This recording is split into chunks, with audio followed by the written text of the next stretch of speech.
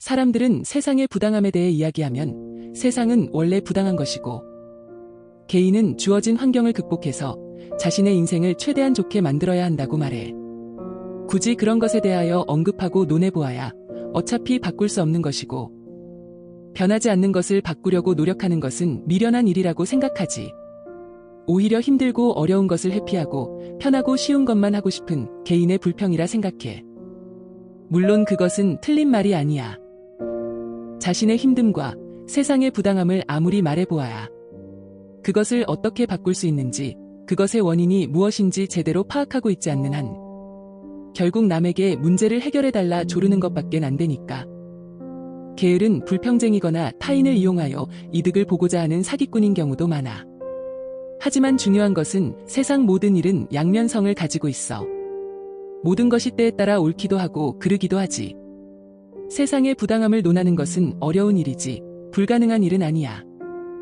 다만 그 문제가 너무도 어려워 생각하려는 시도만으로도 불편함을 느껴야 한다는 것이지. 그렇기에 오히려 우리에게는 생각하기 위한 노력과 용기가 필요해. 다시 세상의 부당함에 대한 이야기로 돌아와 보자.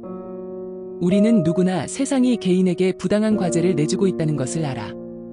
빈부격차, 타고난 불행, 기회의 불균형, 자원분배의 비효율, 사물과 우상에 대한 신성화와 숭배, 공동체의 파괴, 사회적 신뢰와 인간적 본성의 소실까지. 부당하고도 정말 부당하지. 내가 이렇게까지 힘들어야 하나 의문이 들고 굳이 이렇게 살아야 할까 고민될 거야. 하지만 그것이 문제라고 아주 긴 시간 제기되어 왔어도 결국 누구 하나 시원한 답을 제출하지도 사람들을 설득하지도 못했어. 살아가는 것만으로도 많은 짐을 부과받고 있는데 해결할 도리가 없는 문제를 제기해 보아야 짜증나고 힘든 일일 뿐이고 반복적으로 문제를 제기하는 것만으로도 피로를 느끼게 되었지. 그렇게 그 시간에 한 푼이라도 더 벌 생각하는 것이 이득이란 말과 함께 이 문제는 우리에겐 극복할 수 없는 대상으로 자리 잡았어. 하지만 문제는 지연되었을 뿐 해결된 것이 아니야. 우리가 만들어낸 구조적 모순은 결국 앞만 도망가 보아도 우리 안에 존재할 것이고 누군가는 사회의 모순으로 인해 고통받고 죽어가겠지. 지금도 이 사회에 보이지 않는 부분에서 사람들은 힘들게 살다가 사라져가고 있고 우리는 그들의 힘듦이 나의 편함을 만들어준다는 것을 알면서도 외면하고 있어. 청년들은 길을 잃은 채 두려움에 매몰되어 조여오는 현실 속에서 숨막혀하고 있지만 나는 괜찮다는 이유로 그 사실을 하찮게 여기며 그들을 질책하기 바빠. 삶의 의미는 사라지고 가난은 특수한 자들의 몫이 아닌 보편의 몫으로, 리스크는 불운한 자들의 것이 아닌 공공의 것으로 변모하며 위협은 시시각각 인간을 집어삼키며 조여오고 있지만 우리는 안락함의 굴 속에 머리를 박고 현실을 외면하고 있지. 우리는 사실 두려움에 떨고 있어. 동행과 신뢰가 사라진 세상의 결말이 눈에 보이기에 결국 좋은 세상이 오는 것을 신뢰할 수 없기에 말이야. 편리함이 주는 만족감과 도취적 쾌감에 둘러싸여 이 정도면 괜찮은 삶이지 않나 되물어보지만 세상 속 사람들의 눈에는 분노와 힘듦이 가득해. 우리는 용기를 내어 문제를 목도하고 받아들일 준비를 해야 해. 모든 일은 결국 인간성의 빈틈에서 발생하였고 우리에겐 지금 인간이기에 존재하는 그 태생적 한계를 딛고 다음 단계로 나아가야 하는 시대의 과제가 주어진 것뿐이야. 문제가 달라졌을 뿐 우리도 과거의 사람들처럼 도전하고 극복해내야 한다는 것이지. 일단 현실을 보자. 현실에서 시작하여 이 모든 문제의 근원까지 역추적함으로써 우리가 극복해야 하는 근본적인 대상으로 나아가자. 모든 것의 원인을 파악하기 앞서 우린 돈이라는 것이 뭔지 생각해 보아야 해. 그냥 있는 그대로의 사물로서의 돈이 아닌 인간의 본성과 그 본성이 이 세상을 살기 위해 필요한 것으로서 발명한 대상으로서의 돈을 말이야. 우린 돈을 내가 가치 있는 대상을 구매하는 수단으로 생각하지. 그래서 돈이 많아진다는 것은 아주 계산이 단순해. 가치 있는 것들을 많이 살 수 있는 아주 기분 좋은 사람이 되는 거야. 하지만 돈은 단순히 지폐 위에 쓰여진 숫자가 아니야. 사회적인 차원에서 이루어지는 약속이지. 돈은 사회를 구성하는 사람들이 그것을 숫자만큼의 가치가 있다고 약속했기에 생명력을 얻어. 누군가가 약속대로 취급하지 않으면 돈은 정교한 문양을 새긴 종이 이상의 가치가 없게 되지. 만약 돈이 없다면 우리는 물물 교환을 통해 필요한 것을 구해야 해.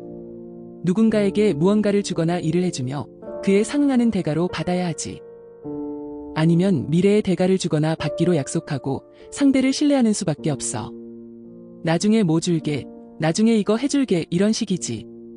하지만 물물 교환도 대가를 약속하고 신뢰하는 것도 불안정한 면이 있어. 거래 물품이 서로 동등한 가치를 가지고 있지 않기에 누군가는 손해를 볼 것이고, 약속이라는 것은 한쪽이 잊어버리게 되면 이행하기도 힘들고 대가를 요구하기도 힘들어져. 따라서 양자 간의 굳건한 신뢰와 믿음이 중요해지지. 상대가 얼마나 믿을 만한 사람인지에 따라 얼마나 거래를 할 수 있는지 결정되었으니까. 우리의 본능 속에서 사람이 신뢰의 출처로서 가장 중요한 위치에 있게 돼. 이러한 사물과 일에 대한 가치 판단의 단계에서 정밀성을 부여하고 지연된 거래에 대한 신뢰와 보증을 형상화한 것이 돈이야. 돈이 있다면 우리는 상대가 누군가에게 얼마나 기여했는지 숫자로 환산해서 종합적으로 알 수 있고, 이를 신뢰하여 얼마든지 상대가 원하는 것을 해줄 수 있어. 즉, 돈이란 내가 남에게 한 기여의 상징이며 다른 누군가에게 무언가를 부탁할 수 있는 자격을 말해. 그렇게 돈은 서로 다른 시간과 공간에서 서로 다른 일에 대한 기여도를 보증해주는 신뢰의 증표야. 그리고 그 신뢰를 바탕으로 단순한 양자 상호의 거래를 넘어 제3자와의 거래를 가능하게 해주지. 그렇게 시간과 공간, 일의 종류를 뛰어넘어 연결해주는 역할을 해. 한 사람의 타인에 대한 이타적인 공헌의 가치를 보증해주고 지켜주는 것을 넘어 더 편리하고 효율적이며 다양한 형태의 다자간 기여를 가능하게 하지. 그렇게 신뢰의 그물은 사회 전체로 확장되어 다양한 능력을 가진 사람들이 함께하게 되고, 더 넓고 풍족한 인적 네트워크 속에서 더 많은 과정과 절차를 건너뛰고 복합적인 거래를 만들어낼 수 있게 되었지. 1대1을 넘은 1대다, 다대다 거래의 탄생으로 한 사람은 이 사회에 더 많은 방식으로 기여를 하고 복잡한 사회적 활동과 다양한 방식의 삶이 발달할 수 있는 토대가 되었어. 그리고 이를 통해 사회는 더 고도화되어 진보를 이룩할 수 있게 되었지.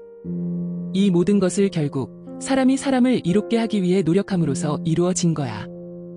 즉 돈은 단순히 상품 교환권을 넘어 인간의 우수한 사회적 작용이 함축된 결정체야. 이미 돈이 존재하기 이전에 타인에게 도움이 되고 타인의 삶을 존중하고자 하는 개인의 소중한 믿음이 밑바탕에 있고, 재촉하지 않아도 기꺼이 타인을 위해 봉사하고 도움을 주고 기쁨과 보람과 행복을 느끼며 살아갈 자세가 우리에겐 있어. 개인이 개인에게 도움이 되는 존재가 됨으로써 나도 사회 속에서 더 많은 혜택과 도움을 받고 유기적인 연결성을 성취하여 더 나은 삶과 안정적인 삶을 가지게 되는 방식을 이미 인간은 가지고 태어났어. 이러한 인간에 내재된 사회적 본성은 인간 본성의 실현 방식을 다양하게 하여 인간이 거대한 사회를 이룰 수 있게 했고, 그것의 정점으로서 나타난 사회적 실체로서 돈은 복잡한 구조의 사회적 존재인 인간을 결정짓는 주요한 요소가 되었지.